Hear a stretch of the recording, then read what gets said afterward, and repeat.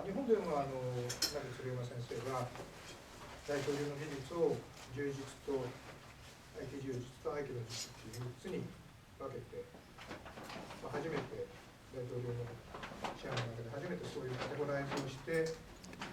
その分類を明らかにしたわけですけれども、私もそれに倣ってというわけではないんですけれども、柔術と合気というものを完全に分けた技術として技術解説をして、それの組み合わせが合気柔術というふうに意識をしておりますので、今日はそこの合気の部分について説明をしたいと思います。さて、そういうふうに教える人はそれぞれ教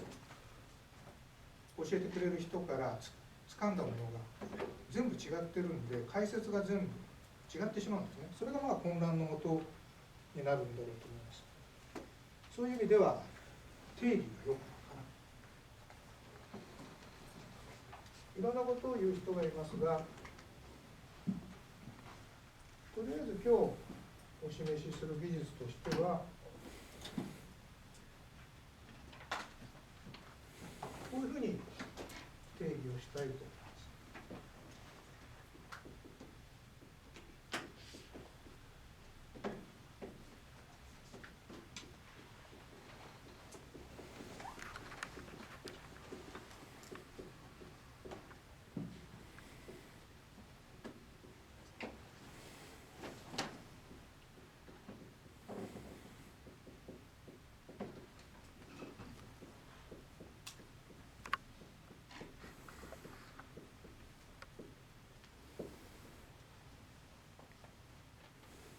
厳密に言うとこの言い方は合気がかかった状態、それをざくっと合気というとちょっといろいろと語弊があります。合気をかける事実と合気がかかった状態とは、原因と結果なんで、それも含めて全部合気って言っちゃうんですが、とりあえずつながる技術、合気をかける、合気がかかった状態にする技術を使って相手と一体化をする、それが合気だというふうに私は定義をしたいと思います。で、一体化って何でかっていうと、重心を一体化させる、軸を一体化させる、そういうふうなものをで一体化させられるから、自分のエネルギーの、発生が相手に影響を与える。自分の体の中で発生させられるエネルギーを相手に伝えることができる。だから相手の重心を崩したり、軸を硬直化させたり、いろんなことができるというふうに定義づけています。で、とはいえ、定義づけるためにはいろんな方面から見ないと結局説明にならないんですね。例えば作用面から合気で何ができるのかっていうのを、で現象面、あるいは技術論、いろんな側面からいろんな見方をして初めて合気っていうものが、なんとなくおぼろげに見えるということだと思います。さて少し再度説明。よく言う合気上げですね。合気上げには実は上げ手と呼ばれるもの、柔術的な力で上げる技術と、それから反射を使って相手の重心を崩したりする技術とありますけれども、こういうこと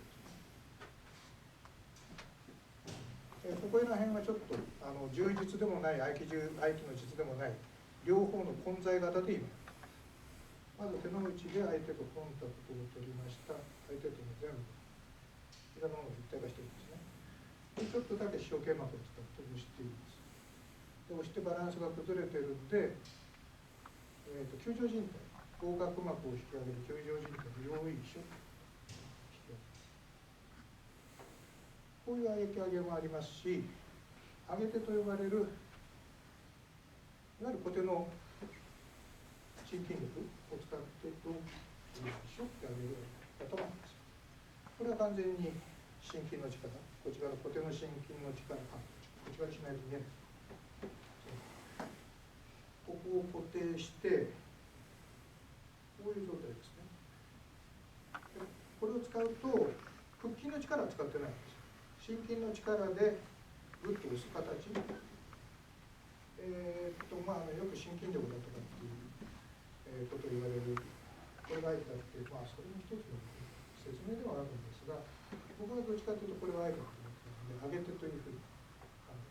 いわゆる、物理的な力で無理やり上げるっていうで、もうちょっと言うと、もっとベタなやり方になると、ここの肘の靭帯の力、いわゆる腹筋の力ではないですね。靭帯と腱の力だけで、ほんのちょっとだけでピュッと上げるっていうことなんです。その後は普通にこれをするんで、腹筋の力が出てくる。これを